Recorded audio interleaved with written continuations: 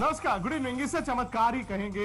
एक टीम जिसकी 11 रनों पर 3 विकेटें गिर गई हो, जिसके 87 रनों पर 5 विकेटें गिर गई हो, रात होते होते भारत ने इस मुकाबले को जीत लिया। और क्या शानदार जीत हुई। ऐसी बल्लेबाजी धोनी और हार्दिक पांड्या की देखने को मिली जिसने पूरी की पूरी मैच की कहानी बदल दी। हालांकि बरसात हुई, एक वक्त तो लगा मैच धुल जाएगा। ऑस्ट्रेलिया को 282 की बजाय 164 का लक्ष्य मिला क्योंकि 21 ओवर रह गए थे। और उन 21 ओवर में जो बल्लेबाजी ऑस्ट्रेलिया की दिखी है, जो पैनिक उनके ड्रेसिंग रूम में दिखा है, तो भारत के लिए शायद इस सीरीज के रास्ते भी बयान कर देता है। एक आसान जीत हुई है। सिर्फ 137 रन बनाए ऑस्ट्रेलिया ने। 21 ओवर की जो बल्लेबाजी थी, 9 विकेटें उनकी गिर गई और 26 रनों से भारत ने 6-5 में चमत्कार किया। सुबह से बात यह थी कि शायद भारत कंडीशंस को पढ़ नहीं पाया। क्यों भारत ने चेज नहीं की, ये सवाल हमने भी उठाया। लेकिन शायद जिस तरह ऑस्ट्रेलिया की बल्लेबाजी लचर दिखी, उनके बल्लेबाजों को दिखा ही नहीं, पता ही नहीं चला कि तेज गेंदबाजों को कैसे खेलना है, स्पिनर्स को कैसे खेलना है। और जाहिर तौर पर विकेट भी बाद में मददगार ज्यादा था स्पिनर्स के। उस लिहाज से 281 रन जो है वो माउंट एवरेस्ट से कम नहीं थे। लेकिन आज की जीत के हीरो महेंद्र सिंह धोनी, वो तो कई साल से हैं, लेकिन हार्दिक पांड्या ने भी आज एक बार फिर बताया कि मैं ट्रैजिक हीरो नहीं हूं। मैं वहां जाकर रन नहीं बनाऊंगा जहां पर भारत हार रहा है, जैसे चैंपियंस ट्रॉफी में। उन्होंने आज मैच जिताने वाली पारी खेली, मैच जिताने वाली गेंदबाजी की। यादगार जीत ये भारत के लिए। सीरीज में 1-0 से भारत आगे है। मेरे साथ 3 मेहमान हैं। मेरे साथ मदन जी हैं, निखिल चोपड़ा है और सौरव गांगुली भी है कोलकाता से। और कोलकाता ही तो ये क्रिकेट का कारवां जाएगा। अगला मुकाबला कोलकाता में ही खेला जाना है। मदन जी, 5 बजे तो हमें ये लग रहा था कि जैसे तैसे 281 रन बन गए, वो 281 तो माउंट एवरेस्ट निकले। बिल्कुल माउंट एवरेस्ट। और भारत ने बहुत अच्छा मैच जीता है। और जैसे ऑस्ट्रेलिया ने बैटिंग की है, जो आप कह रहे हैं पैनिक, मैं तो समझता हूँ इनको स्पिन खेलनी नहीं आती। और अगर आप देखिए, आप गौर से देखिए, मैंने सारा मैच देखा है कि उनको रीड ही नहीं करना आ रहा। ना वो कुलदीप यादव को रीड कर पाए, ना चहल को रीड पा रहे। और मिडिल ऑर्डर उनका बहुत वीक है। और स्टोनी मैंने देखा बैटिंग करते हुए, उसको तो पता ही नहीं लगा 10 बॉल के लिए। उस 10 बॉल में से उसको पता ही लगा कौन सा गुगली है, कौन सा लेग ब्रेक हो रहा है। और बीच में फिर कुलदीप यादव को लेट के ऊपर मारा। मैंने ऐसी ऑस्ट्रेलियन साइड नहीं देखी। सिर्फ 2 आदमी छोड़ दीजिए, स्मिथ और डेविड वार्नर। हेड जो ट्रेविस हेड है, उसके बारे में मेरे को इतना ज्यादा मालूम नहीं है, पर उन्होंने रन बनाए हुए हैं। और एक जो अभी नया एक लड़का उन्होंने लिया, उसके अलावा ये टीम, आप कहते हैं चेज, ये चेज कर ही नहीं सकती। अगर हम गंदा खेलेंगे तभी हम कुछ कर पाए। ये शुरू में झटके लग गए थे। दरअसल ये स्टीव स्मिथ का जल्दी आउट होना भारत के लिए अच्छा संकेत था। लेकिन स्टीव स्मिथ ही नहीं, उसके बाद डेविड वार्नर तो आप जानते हैं इन कंडीशंस में भारत में सबसे खतरनाक खिलाड़ी। हालांकि भारत में ये पहली बार वनडे क्रिकेट खेल रहे थे। ये वार्नर का विकेट है। यहां तक ऑस्ट्रेलिया मैच से बाहर हो गया। उसके बाद मैक्सवेल ने आकर क्या उड़ाना शुरू किया। और फिर उसके बाद ऐसा लगा कि मैक्सवेल भी जल्दी में है। वो कभी उल्टी शॉट खेल रहे हैं, कभी इधर खेल रहे हैं, उधर खेल रहे हैं, पैनिक कर गए वो भी। और ये देखिए, स्टॉइनिस की बात कर रहे थे, स्टॉइनिस खड़े कैसे हैं वो भी देख लीजिए। मदन जी सही कह रहे थे, मैथ्यू वेड है। देखा आपने ये क्या आउट होते हुए इसको। चहल को 3 विकेटें मिली हैं। अब भारत का जो एक गैम्बल है ना कि आप नाम पर मत जाइए, आप स्पिनर्स के पास जाइए। कुलदीप यादव, चहल, भले वो रन खा लेंगे लेकिन विकेटें मिलेंगी। क्यों दादा? 11-3 आउट, 87-5 आउट। शाम होते होते भारत इतनी आसानी से जीत गई है, तो फेरी टेल हुआ है कुछ ना कुछ।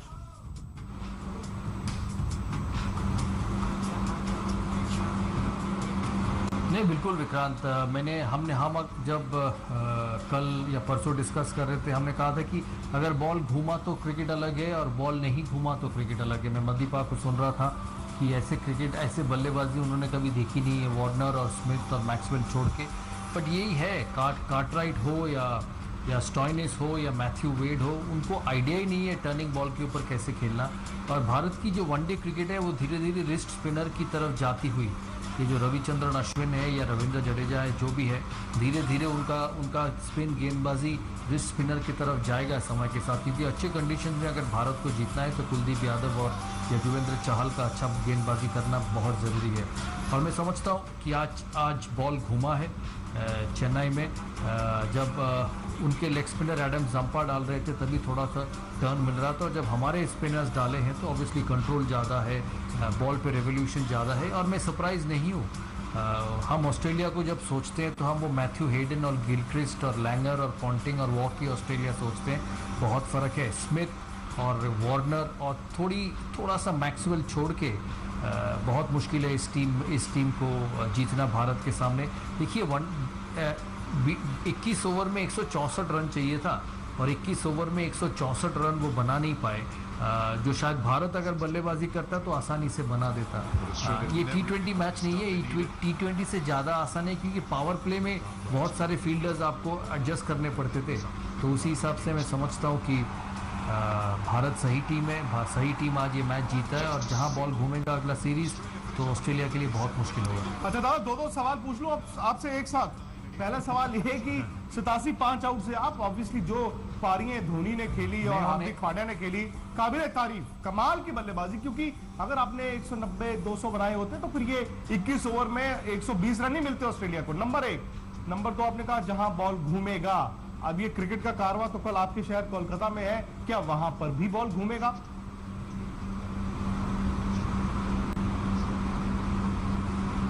नहीं, यहाँ पे बॉल नहीं घूमेगा, क्योंकि यहाँ पे पिच थोड़ा सा अलग है। यहाँ पे घास है, हम घास नहीं काट सकते क्योंकि हमारा सॉइल थोड़ा सा अलग है। तो यहाँ पे पेस और कैरी होगा, लेकिन रन्स बनेंगे। आपने देखा इंग्लैंड के सामने 6 या 7 महीने पहले जब वनडे हुआ था, इंग्लैंड ने 340 ऐसा कुछ बनाया था और भारत बना दिया था। आखिरी ओवर में 10 रन चाहिए थे और केदार यादव ने उसको मैच को बना दिया था, लेकिन वो खुद आउट हो गए और मैच इंग्लैंड जीता। बट ये टर्नर नहीं होगा। चेन्नई में बिल्कुल बेयर सरफेस है, कुछ घास नहीं, तो बॉल ग्रिप हुआ है, जो शायद ईडन गार्डन्स पे नहीं होगा। और जो मैं आपको फेरी टेल जो साझेदारी की बात कर रहा था, मैं ये वो साझेदारी की तो मैं पूछना चाहता हूँ। दादा कह रहा है बॉल नहीं टर्न करेगा कलकत्ता में, ठीक है, जैसे विकेट बनाएंगे।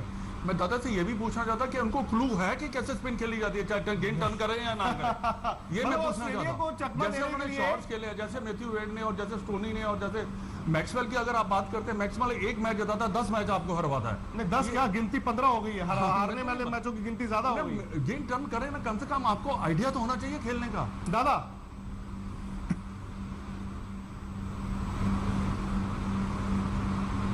नहीं, बिल्कुल आइडिया नहीं है मदीपा, क्योंकि जब बॉल घूमता है और आपको 8 रन के औसत से चाहिए हर ओवर, तो फिर इनके पास वो कॉन्फिडेंस भी नहीं है, वो टेक्निक भी नहीं है, जो शायद मैक्सवेल के पास है, वार्नर के पास है, स्मिथ के पास है। हाँ, 5-6 चाहिए, आप रोटेट करते रहो, बीच में डॉट बॉल्स खेलते रहो, तब वो बन जाते हैं। लेकिन जब 8 पे चले जाता है और घूमने लगता है, आपने देखा यजुवेंद्र चहल का पहला बॉल उस टॉर्निस को कितना तेज घूमा, कितना बड़ा लेग स्पिन हुआ, वहीं आधा खत्म हो गया उसकी बैटिंग, क्योंकि उसको पता नहीं था कि कौन सा घूमने वाला है और कौन सा सीधा जाने वाला है।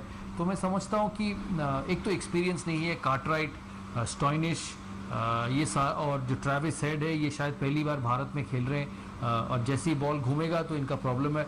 पता नहीं एरन फिंच कब फिट होंगे, वो इस टीम में आएंगे कि नहीं।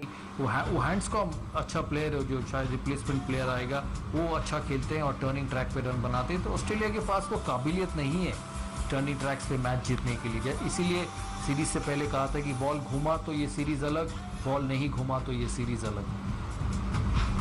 देखिए, जब बॉल घूम रहा है और हल्का सा विकेट बॉल को पकड़ रहा है, आप जब शॉट्स मारते हो ना, बतौर स्पिनर आप बड़े खुश होते हो उस समय, क्योंकि आपको पता है कि दूर का बॉल एक आधा हिट लग जाएगी तो लग जाएगी, लेकिन आपको बैट का इतना हिस्सा बीट करना होता है विक्रांत। और हल्का सा बॉल घूमा नहीं कि बॉल खड़ी हुई, जरूर हाथ से भी नहीं पढ़ पा रहे हैं आप, वो टर्न तो छोड़िए, ये नहीं पता कि बॉल अंदर कौन सा आ रहा है, बाहर कौन सा जा रहा है, सीधा कौन सा रह रहा है। दादा ने एक बड़ी अच्छी बात की, जो हम लोग बड़े समय से बोलते आ रहे हैं, जब से ये एक तरह से क्रिकेट का नियम बदला है ना, जब आपके 40 ओवर तक सिर्फ 4 ही फील्डर 30 यार्ड के दायरे के बाहर रहेंगे, आपको बीच के ओवर में आपको किसी रिस्ट स्पिनर की जरूरत चाहिए जो आपको विकेट निकाले, नहीं तो आखिरी 10 में आपको 90 से 100 तो बड़े आराम से बनते हैं।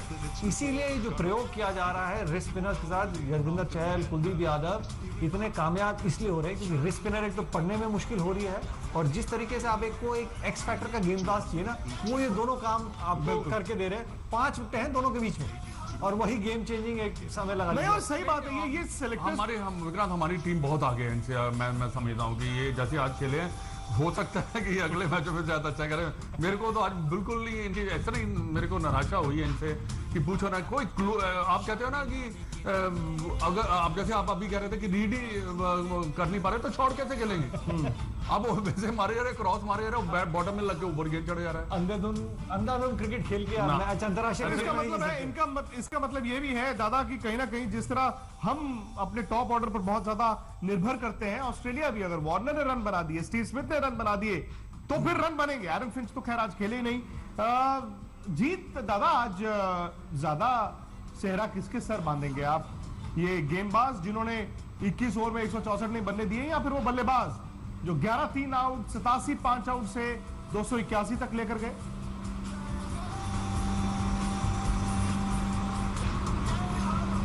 देखिए, आपका पहला प्रश्न का मैं आंसर दूंगा। हम हमारे टॉप ऑर्डर के ऊपर पूरा रिलाई नहीं करते हैं। आपने श्रीलंका में भी देखा, जब टॉप ऑर्डर आउट हो गए तब उधर भी एम एस धोनी, भुवनेश्वर कुमार और हार्दिक पांड्या ने आपको मैच निकाल के दिया। और आज भी आपके जब 5 विकेट गिर चुके थे तो हार्दिक पांड्या, एम एस धोनी और भुवनेश्वर कुमार ने आपको इस 280 पे पहुंचाया। इस सिचुएशन के लिए एम एस धोनी का वो टेम्परामेंट जो शुरू में टाइम लेके खेले और उसके बाद हिट करे, और साथ में हार्दिक पांड्या का एग्रेशन, ये भारत के लिए बहुत अच्छा कॉम्बिनेशन है। तो मैं समझता हूँ इस टीम में डेप्थ है।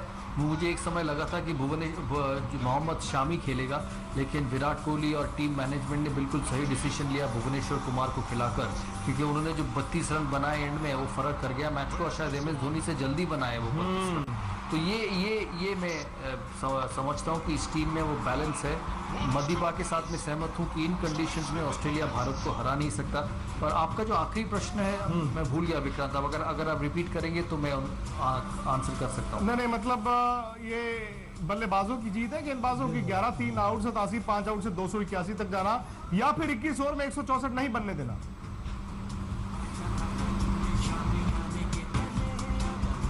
नहीं, दोनों की जीत है, क्योंकि 87 पे 5 से 280 पे जाना भी बहुत काबिलियत की बात है। एम एस धोनी, हार्दिक पांड्या ने लाजवाब पारी खेला है इस मैच पे।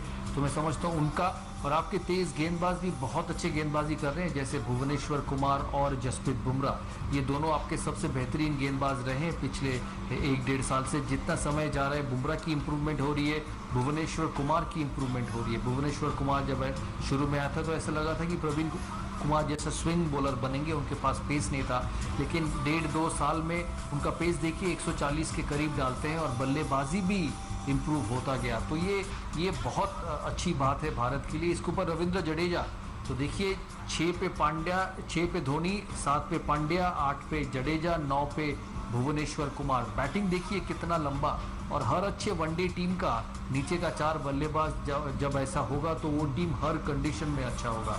तो मदीबा के साथ में सहमत हूँ कि भारत एक अच्छा टीम लग रहा है। अगला टेस्ट होगा साउथ अफ्रीका इंग्लैंड में होगा, वो बात की बात है, हम देखेंगे। लेकिन इस कंडीशंस में ऑस्ट्रेलिया के भारत को हराना बहुत मुश्किल। अच्छा दादा की ये फ्रैंकनेस बड़ी मजेदार है। वो पहले डिक्लेयर कर देते हैं ये 3-0 5-0 9-0। उन्होंने ये साफ कर दिया है कि असली मुकाबला अब तभी होगा जब भारत साउथ अफ्रीका जाएगा। उससे पहले ऑस्ट्रेलिया ने यहाँ पर इस दौरे पर 8 मैच खेलने हैं, 7 और न्यूजीलैंड ने आकर 6 मुकाबले खेलने हैं, और फिर श्रीलंका ने भी आना है। खैर पूरी की पूरी पारी जो है ना हार्दिक पांड्या और धोनी की, वो दोबारा देखने का दिल करता है। मगर